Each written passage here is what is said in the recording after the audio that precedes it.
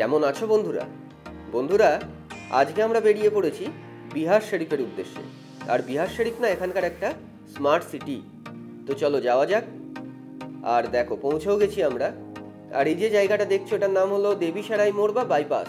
আর এখান থেকে আমরা হেঁটেই যাব ভেতরের দিকে, কারণ এই যে রাস্তাটা এর দুপাশে প্রচুর ফলমূলের দোকান পাওয়া যায়। তো আমাদের যা যা দরকার সেগুলো নিতে নিতে আমরা আস্তে আস্তে ভেতরের দিকে যাব। আর আমরা পেয়ারা, আম এইসব নিয়ে নিয়েছিলাম এখান থেকে। আর এখানে দামও মোটামুটি ঠিকঠাক, মার্কেটটা বেশ বড় এবং দামও কিন্তু ঠিকঠাক নেয়। আর দেখো বন্ধুরা, স্মার্ট সিটির রাস্তাতে কি হচ্ছে দেখো। আর এখানে আসার না আজকে আরও একটা উদ্দেশ্য আছে আমাদের। এখানে নাকি শুনেছি কেজি দরে বিরিয়ানি পাওয়া যায়। তো কেজি দরে বিরিয়ানি বিষয়টা তো একদম নতুন আমাদের কাছে। তো সেটা কীরকম হয় সেটা আজকে দেখবো।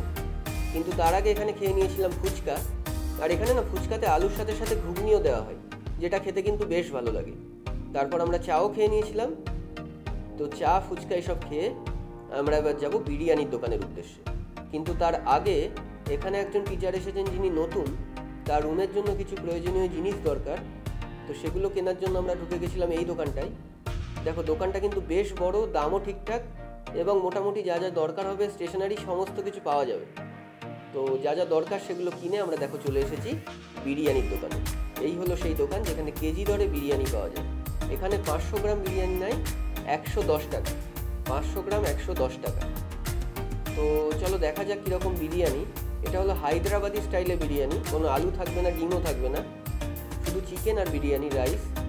এই যে দেখছো এগুলো হলো রায়তা।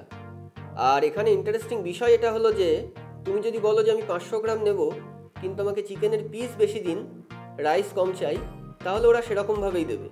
এবং আমিও সেটাই বলেছিলাম যে চিকেন বেশি দিন, রাইস আমার কম দিলেও হবে। তো ওরা সেরকমভাবেই দিয়েছিল। আর এখানে বিরিয়ানির সাথে সাথে দিয়ে দেবে রায়তা এবং স্যালাড।